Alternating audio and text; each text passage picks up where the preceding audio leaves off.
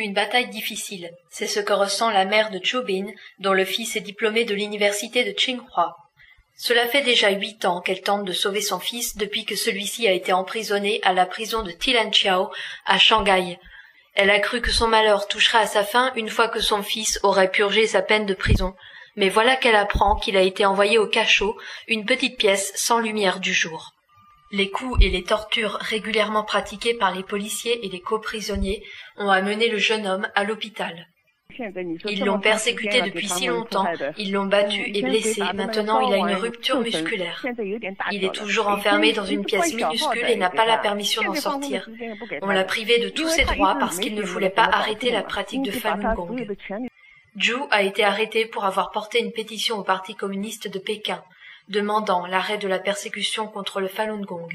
En janvier 2001, le tribunal de Shanghai a condamné Zhu à 12 ans de travaux forcés à la prison de Tilanqiao.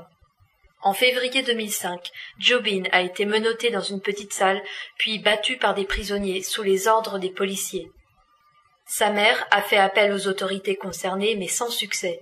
Zhou Bin est toujours emprisonné et torturé. On le presse de signer une garantie d'arrêter la pratique du Falun Gong.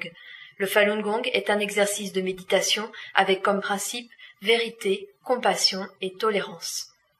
Les gardiens de prison forcent les prisonniers à signer cette garantie car leur promotion dépend du quota de prisonniers dits rééduqués.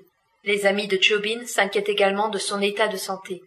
Comme il est très déterminé, il a déjà été particulièrement battu. Il n'a plus de droit de visite ni de prendre de douche depuis 4 ans, sachant qu'ici la température peut monter jusqu'à 40 degrés. Cela fait longtemps qu'il n'a plus respiré d'air frais, c'est trop cruel. Cet ami a écrit qu'un agent de la prison l'avait délibérément poussé du haut d'un immeuble, ce qui lui a brisé 3 côtes. La mère de Zhou Bin demande l'aide à la communauté internationale. J'espère que la pression internationale sur les autorités chinoises pourra servir à libérer les personnes victimes comme mon fils de la persécution. Ils n'ont rien fait d'illégal, ils veulent juste pratiquer pour devenir meilleurs. Selon le site internet Minhui.net, proche du mouvement Falun Gong, la prison de Tilanqiao est appelée la première prison d'Extrême-Orient, car elle a plus d'1 siècle et elle utilise de nombreuses méthodes de torture contre les pratiquants de Falun Gong. Selon la mission mondiale de sauvetage des pratiquants de Falun Gong persécutés, au moins 85 pratiquants de Falun Gong sont détenus dans cette prison. Ils y subissent de mauvais traitements et certains y ont trouvé la mort.